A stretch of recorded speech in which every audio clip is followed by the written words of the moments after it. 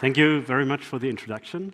So you may have seen that threshold cryptography actually becomes a lot more prominent in the entire blockchain space. So there have been early adopters like Thorchain, or ICP was also pretty early.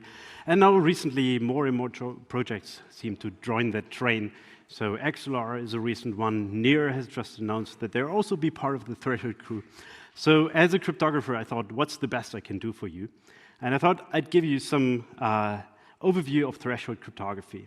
And so I set myself two goals. The first one is for all the non-cryptographers, I want to give you one or two of these beautiful aha moments where something really becomes clear. And that goal number two, without any potential cryptographers in the audience later beating me up for oversimplifying the beautiful things. So what is threshold cryptography? I mean, on the high level, it's very simple. It's like this. We have a group of nodes, such as the 4 nodes there on the left, and they together want to perform some cryptographic computation. And they want to do this under 2 conditions. So the first one is for some threshold t, which for 4 nodes could be 3, for example, any 3 nodes together should be able to actually do that computation. But any less than 3, or generally t nodes, should not be able to do that. In particular, they should not learn anything useful for them. And so when I was a student in cryptography, I found this really fascinating. Like, how do you get this property that for t minus 1, you know nothing? The nodes cannot do anything with the material they have. And yet, you just add one additional node, doesn't matter which one, any one, and they suddenly can do everything. So how is that possible? And the answer is, of course, math. In this case, it's polynomials. Because polynomials, that was detected by Shamir, or the application was detected by Shamir in the 70s or 80s, it's pretty old. Polynomials have this beautiful property where, I mean, I've shown a degree 3 polynomial there, and that has the property that if you know 3 points, 3 of the gray points, say, on that polynomial, you have no information at all about the pink point. The pink point could be anywhere on the y-axis in that case. But if you know any additional point, any additional 4th point, you know the entire polynomial. You can use Lagrange interpolation to compute every single point of that polynomial. So this gives us this very hard gap between what happens at, in this case, d and d plus 1.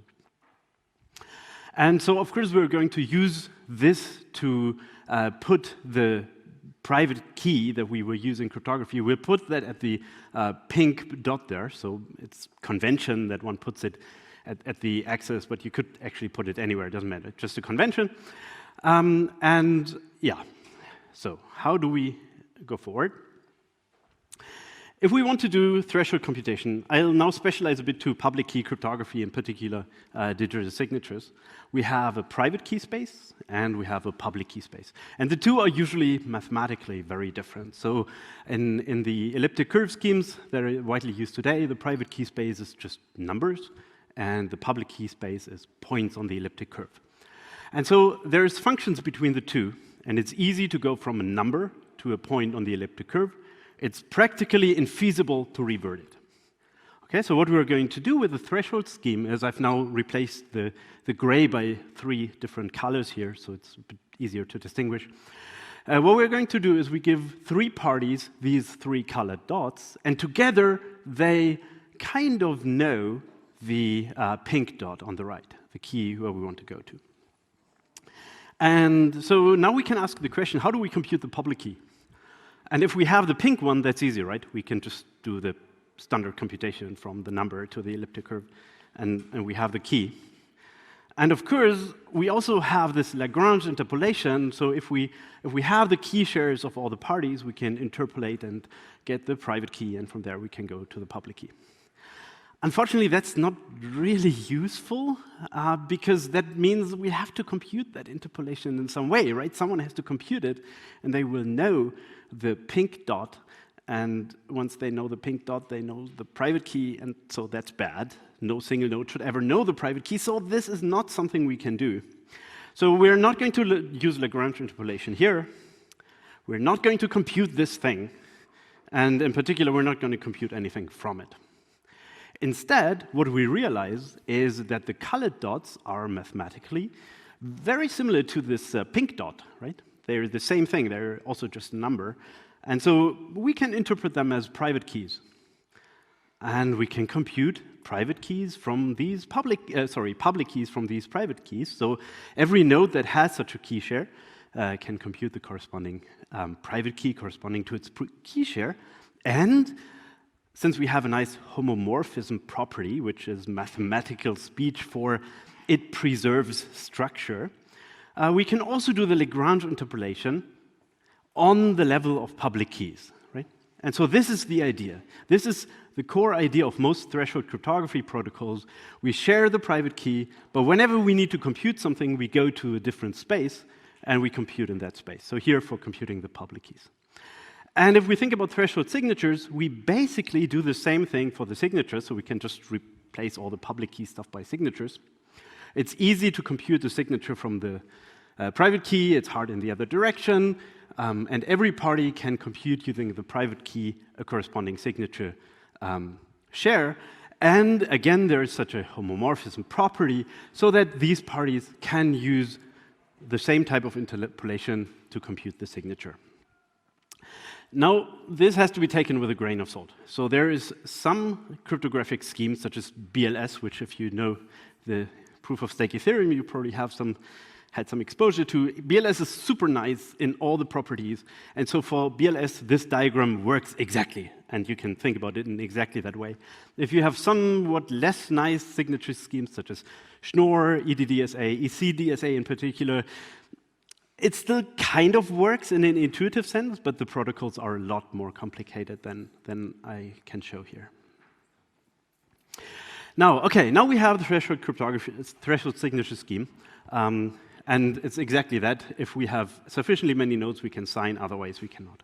Now you may ask, wait, isn't that a multi-signature? If sufficiently many can sign, then it's going to be accepted? And not quite. And I think there's a nice duality between the two that it makes sense to explore. And that's as follows. So for threshold signature, every party, as I've shown before, has some kind of a share of a key. So you can think about it as every party owning some part of the key. And if enough of those parties come together, they kind of know the entire key and they can proceed. So it's pretty complex on the sender side, but it's very easy on the verifier side. So for the verifier, this looks and smells and feels like a standard signature. And the verifier just has to run standard signature validation in order to validate this threshold signature. And multi-signatures do a very different trade-off. In multi-signatures, every node on the left-hand side has their own independent key. They just generate it and they sign as if they were just providing a single signature. And the work in that case is very much on the verifier side. The verifier has now has to know all the public keys, not only one. It has to validate all those signatures, and it has then to decide whether the signatures it saw comply with the policy it's supposed to implement. And so I've tried to make it to exemplify it in a bit in this table. So in a threshold signature, we have the same verification as in an existing signature scheme. You can use exactly the same software. Where it's a multi-signature, the verification is tailored. You need to implement multiple signature verification and a policy. In threshold signatures, the policy is on the signer side because the verifier doesn't know about it. In multi-signatures, obviously on the verifier side. In threshold signatures, the group of signers could change, and the verifier wouldn't notice. In multi-signatures, if you want to change the group of signers, you have to actually change things on the verifier side. So make a transaction, for example, whereas on threshold, that's not necessary. On the other hand, for threshold signatures, it's pretty much non-accountable. Like, all you know is, oh, I have a valid signature, enough nodes have signed, but you don't know which ones. In a multi-signature, you always know which nodes have signed, right? So the two are kind of related, but they're useful for somewhat different scenarios. Okay, so what can we do with them? Wait, not so fast. The problem with this is, especially as a young cryptography researcher, you think like this, right? So there's threshold signatures, and once you solved your threshold signature, all you need to do is you need to bring them to practice. And the reality is more like this. Sure, you have your threshold signature, but now is where the hard work actually starts. And I just want to give you some examples. So one is, how do you actually choose the set of nodes? Like, who do you give the key to? The second one is, how do you actually give them the key? I mean, no one is supposed to know the key, so how do you actually come up with that key? A third one is, and what if one of those nodes dies and takes its key share with it? Like, how do we recover, right? And so I want to give you some hints here. So choosing the nodes, I mean, here kind of the problem is that every node is the same. Every node has one share, and that works very well for some cases where you, for example, your consensus, in ICP that's easy, the consensus is every node has one vote and all the nodes are equal. So in ICP we could just implement threshold signatures in the consensus or on top of the consensus mechanism that we've been using. But for other consensus mechanisms, such as Ethereum, that wouldn't be so easy, right? Because you have very different voting rights depending on the stake. And for threshold signatures, that just doesn't work. Of course, you can make many shares and distribute them somewhat unequally, but that's an efficiency catastrophe. So that's not what you can do in practice either. And so, for example, what Near seems to be doing based on their documentation in their recent implementation is they have their blockchain and then they have an MPC cluster, a permissioned MPC cluster sitting next to the blockchain. So they completely separate it. It's just something, I mean, there are solutions, but it's very important to think about what your solution then actually also means for the security of the system. Now, for the next part, how do we generate the key? And the nice thing is there's distributed protocols that are called distributed key generation that do exactly this. And work on this started in the 90s. So today there's efficiency improvements, but they still base on the same foundations. And the idea is as follows. On the right-hand side, we have the receivers. Those are the ones that are supposed to have the key after we run this generation protocol. And the dealers on top, they're helpers. They're just there in order to facilitate the protocol. And the protocol itself, the core structure is again very easy. So what each of the dealers does is it just chooses a random key. So the one on the right, on the left-hand side, it chooses this purple dot and creates a sharing with the colored dots. And of course, that dealer knows the purple dot, right? That's how it works. But then we have more dealers. We have the one that does the squares and the one that does the triangles and so forth. And so what we're going to do is we're going to collect many of those dealings, and every node will then basically sum up all of its colored shares it receives. And so overall, what we're going to end up with is we need three things. The first one is we need sufficiently many honest dealers. Actually, if there's one honest dealer, that's sufficient to provide enough entropy for everyone. Okay, so we just need to make sure that we have at least one honest dealer that's going to produce a correct dealing and distribute it to everyone. And then even if all the others are dishonest, as long as the honest one deletes the key, it's fine. So you probably want to have more than one honest, but anyway. The second property we need is we need the individual dealings to be correct. Now, this is complicated, so I'll not go into this into detail. There's interactive protocols with the receivers complaining. There's zero-knowledge proof-based things. This is really where a lot of the work recently is also happening. And the third one we need to make sure is that we have agreement on which which set of dealings we use. Now, that's trivial, right? If a blockchain can do one thing, it's agree on something. So that is kind of easy. And now what's nice here is now the receivers on the right-hand side, they actually have a key that no one can know.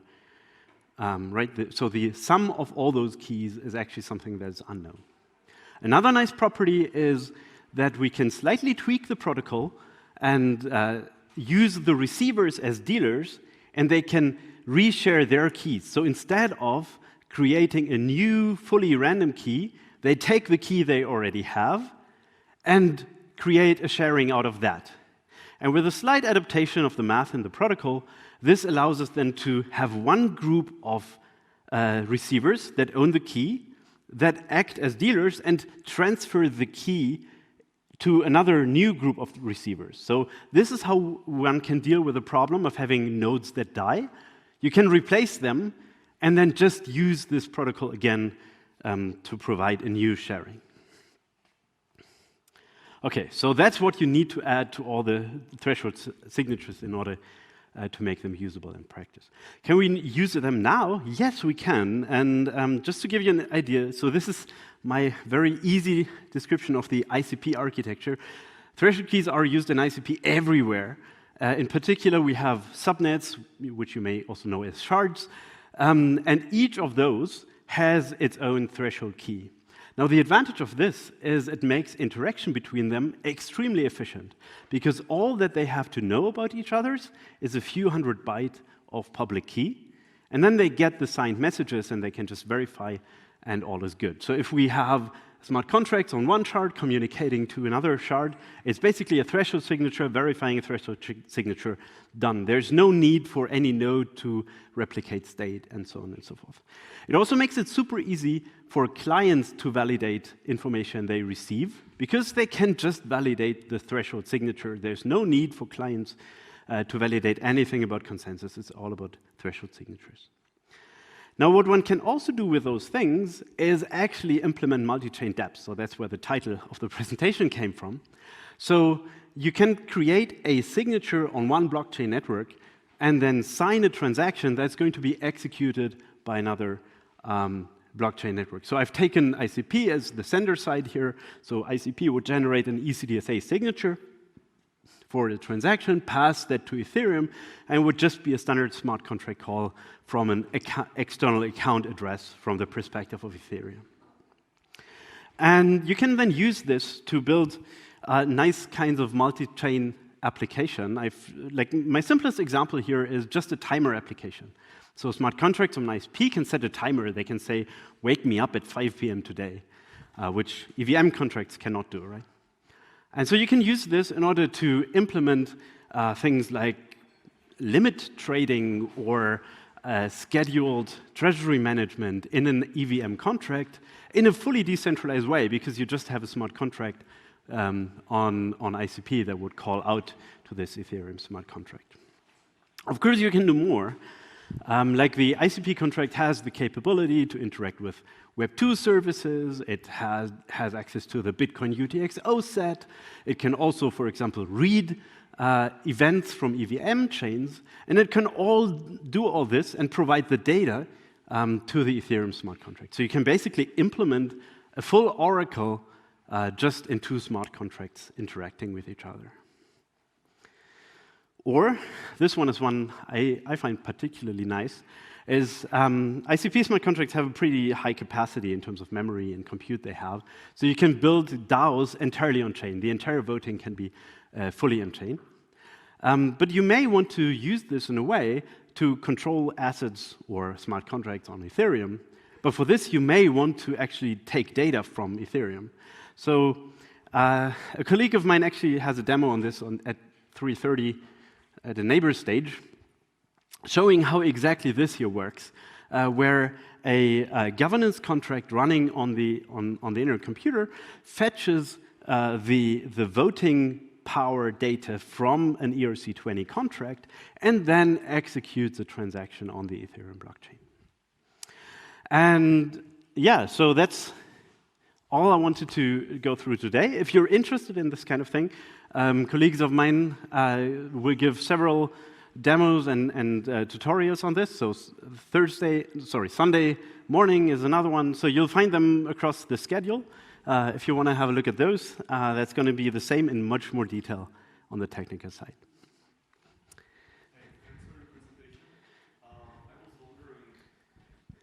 Thanks again. I was wondering, is there some signature scheme that is like some kind of a mutant scheme between a multi-signature scheme and threshold signatures? What I'm trying to get is the property with threshold signatures. Normally, you just observe the signature and you have no view on who actually signed, on the, who actually produced and partially signed the data. Is there some kind of a signature scheme where you can do that, where the signatures are actually different? The resulting signature is still valid, but is different based on who signed it? So the answer is yes and no. So there's research work on this, by Dan Monet from Stanford University, and that explores exactly the space between the two. So I think it's a very interesting research direction. The problem with this is it does not work for existing schemes. So whenever you need to support something that is existing, you will run into the problem of having this non-accountability. But in principle, it's totally possible, just not with the currently standardized schemes. But it's not implemented yet with any Not that I'm standard aware libraries. of, no. I think right now it's really at the research stage. Yeah, but I think it's a very, very promising direction for exactly that reason. Yeah, for some application that would be super helpful, so and you can punish or reward the nodes that actually participated. Absolutely. I mean, we've been implementing this, and we would have loved to have full accountability for the threshold signatures. Problem is, the current ones don't have it. Thank you.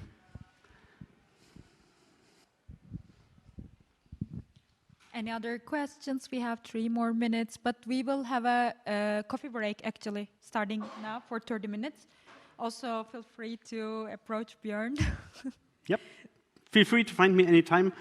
I'll be upstairs, so Thank please you find so me there. much.